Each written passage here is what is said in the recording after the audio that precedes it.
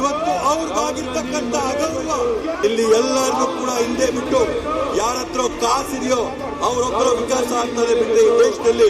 ಮಲ್ಲಿಕಾರ್ಜುನ್ ಖರ್ಗೆ ಸಾಹೇಬರು ಒಂದು ವೇದಿಕೆಯಲ್ಲಿ ನಿಂತು ಭಾಷಣ ಮಾಡಿದ್ದಕ್ಕೆ ಆ ಜಾಗ ಅಶುದ್ಧಿಯಾಗಿದೆ. ಸನ್ಮಾನ್ಯ ಮಲ್ಲಿಕಾರ್ಜುನ ಖರ್ಗೆ ಸಾಹೇಬರು ಯಾವುದೋ ಒಂದು ಸಾಮಾನ್ಯ ವ್ಯಕ್ತಿ ಅಲ್ಲ, ಅವರು ಬರೀ ಕಾಂಗ್ರೆಸ್ ಪಕ್ಷದ ಅಧ್ಯಕ್ಷರಲ್ಲ, ಇವತ್ತವರು ಈ ಕನ್ನಡ ನಾಡಿನ ಮಗ, ಈ ಮಣ್ಣಿನ ಮಗ. ಇವತ್ತು ಅವ್ರಿಗಾಗಿರ್ತಕ್ಕಂಥ ಅಗೌರವ, ಅವ್ರಿಗಾಗಿರ್ತಕ್ಕಂಥ ಅವಮಾನ ನಾವ್ ಯಾರು ಕೂಡ ಸಹಿಸಕ್ ಸಾಧ್ಯ ಇಲ್ಲ. ಸಭಾಧ್ಯಕ್ಷರೇ, ಇವತ್ತು ಅವರ ಪರಿಶ್ರಮ ಪ್ರಯತ್ನದಿಂದ ಅವರಿವತ್ತು ಯಾವ ಸ್ಥಾನಕ್ಕೆ ಸೇರಿದಾರೋ ಆ ಸ್ಥಾನಕ್ಕೆ ಸೇರಿದ್ದಾರೆ.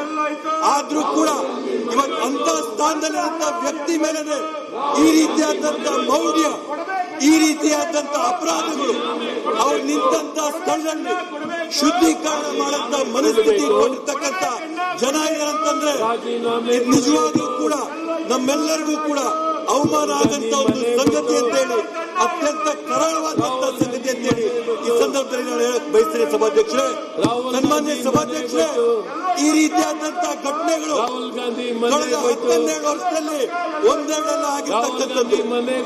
ದೊಡ್ಡ ದೊಡ್ಡ ನಾಯಕರುಗಳಿಗೆ, ಮುಖಂಡರುಗಳಿಗೆ ನಾನಾ ರೀತಿಯಾದಂತ ಅವಮಾನಗಳಾಗಿದೆ. ಲೋಕಸಭೆಯ ಉದ್ಘಾಟನೆ ಆಗುತ್ತೆ, ನೂತನವಾದಂತ ಲೋಕಸಭೆಯ ಕಟ್ಟಡ. ಆ ಸಂದರ್ಭದಲ್ಲಿ ಈ ರಾಷ್ಟ್ರದ ಪ್ರಥಮ ಪ್ರಜೆ ರಾಷ್ಟ್ರಪತಿಗಳಾದಂತ ದ್ರೌಪದಿ ಮುರ್ಮು ಅವ್ರಿಗೆ ಒಂದು ಬದಿಗಿಟ್ಟು ಇವತ್ತದ್ರ ಉದ್ಘಾಟನೆ ಆಗುತ್ತೆ. ಈ ರೀತಿಯಾದಂತ ಅಗೌರವ ಇವತ್ತು ದಲಿತರ ಮೇಲೆ ದೊಡ್ಡ ದೊಡ್ಡ ಸ್ಥಾನಗಳಲ್ಲಿ, ಉನ್ನತ ಸ್ಥಾನಗಳಲ್ಲಿರ್ತಕ್ಕಂಥ ದಲಿತರ ಮೇಲೆ ಈ ರೀತಿಯಾದಂತ ಅವಮಾನಗಳು ನಡ್ಕೊಂತ ಬರ್ತಾ ಇದೆ. ಸಭಾಧ್ಯಕ್ಷರು, ಅದೇ ರೀತಿಯಲ್ಲಿ ರಾಮ್ ಕೋವಿಂದ್ ಅವರು ದೇವಸ್ಥಾನಕ್ಕೆ ಹೋದಂತ ಸಂದರ್ಭದಲ್ಲಿ ಆ ದೇವಸ್ಥಾನದ ಶುದ್ಧೀಕರಣ ಪ್ರಕರಣ ಕೂಡ ಆಗುತ್ತೆ.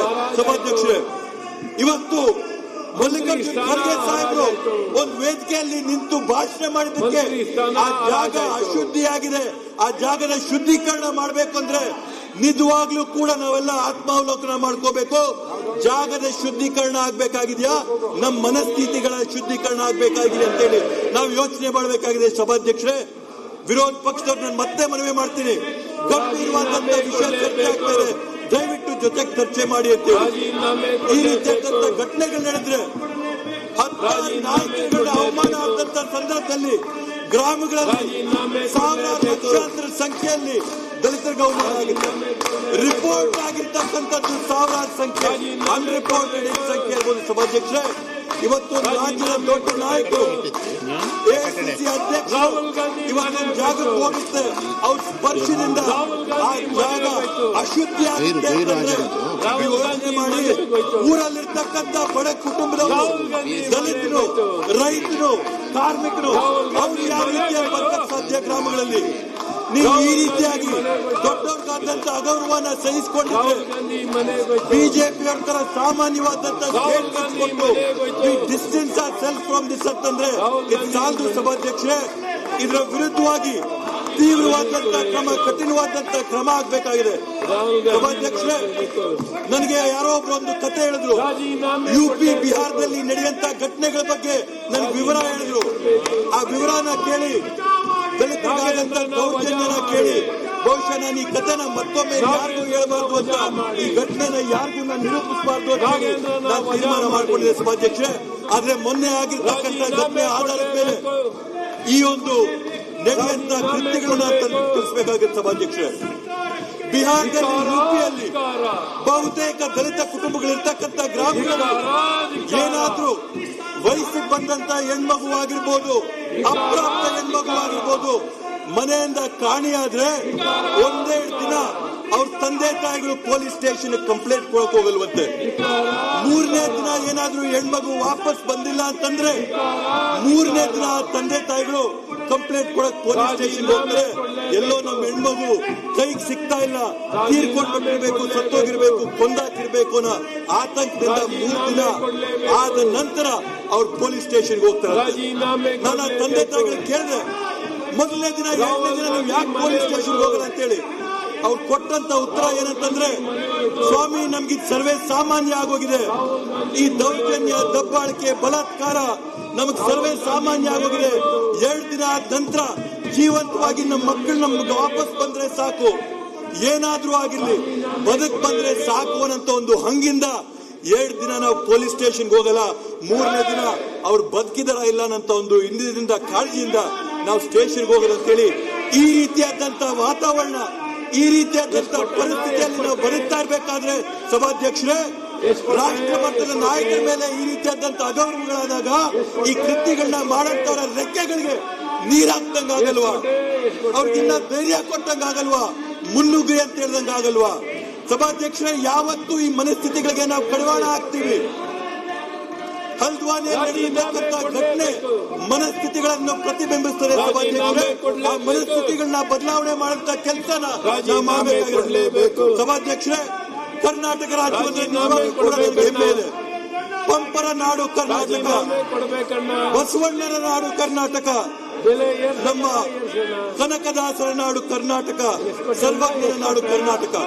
ಪ್ರತಿಯೊಂದು ಹಂತದಲ್ಲಿ ಕೂಡ ಈ ಕರ್ನಾಟಕ ರಾಜ್ಯ ಒಂದು ಶತಮಾನದಿಂದ 1000 ವರ್ಷಗಳಿಂದ ಇವತ್ತು ಈ ರೀತಿಯಾದಂತ ಮೌಢ್ಯಗಳ ವಿರುದ್ಧವಾಗಿ, ಅಸಮಾನತೆಯ ವಿರುದ್ಧವಾಗಿ, ಸಮಾಜದಲ್ಲಿರ್ತಕ್ಕಂಥ ಒಡಕು ತೊಡಕುಗಳ ವಿರುದ್ಧವಾಗಿ ಹೋರಾಟ ಮಾಡ್ಕೊಂಡು ಬಂದಿರತಕ್ಕಂಥ ಈ ನಮ್ಮ ಕರ್ನಾಟಕ ರಾಜ್ಯ ಈ ದೇಶಕ್ಕೆ ಮಾದರಿಯಾಗಿದೆ. ಸಭಾಧ್ಯಕ್ಷರೇ, ಅಂತ ಮಾದರಿಯಾಗಿರ್ತಕ್ಕಂಥ ರಾಜ್ಯದ ನಾಯಕರ ಮೇಲೆ ಈ ರೀತಿಯಾದಂತ ಅಗೌರವ ಆದಾಗ ಈ ಎಲ್ಲ ನಮ್ಮ ಸಭೆ ಸರ್ವಾನುಮತದಿಂದ ಪಕ್ಷಾತೀತವಾಗಿ ಈ ಒಂದು ಘಟನೆನ ಖಂಡಿಸಬೇಕು. ಸಭಾಧ್ಯಕ್ಷರೇ, ಬರೀ ಖಂಡಿಸಂತದ್ದಲ್ಲ, ಈ ಕೃತ್ಯನ ಮಾಡದಂತವರ ವಿರುದ್ಧವಾಗಿ ಗಂಭೀರವಾದಂತ ಕ್ರಮನ ತಗೋಬೇಕು.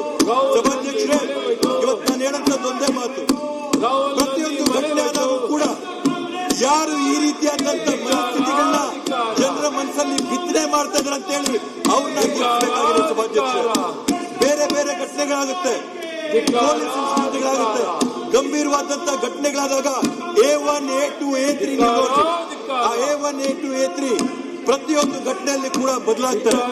ಆದ್ರೆ ಅದೇ ನೀವು A6, A7, A8 ನೋಡ್ರಿ, ಅವರೇ ಹಿಂದೆ ನಿಂತು ಸಮಾಜದಲ್ಲಿ ಕಿಡಿನ ಹಚ್ಚಿ, ಬೆಂಕಿನ ಹಚ್ಚಿ ಸಮಾಜನ ಉಳಿಸಂತ ಪ್ರಯತ್ನ ಏನ್ ಮಾಡ್ತಾರೆ, ಆ ಮನಸ್ಥಿತಿಗಿರ್ತಕ್ಕಂಥ ಜನರನ್ನ ಗುರುತಿಸಿ ಅವ್ರಿಗೆ ಶಿಕ್ಷೆ ಆಗಂತ ಕೆಲಸ ಆಗ್ಬೇಕು. ಸಭಾಧ್ಯಕ್ಷರೇ, ಬರೀ ಬಾಯಿ ಮಾತಲ್ಲಿ ಹೇಳಿದ್ರೆ ಸಾಲದು.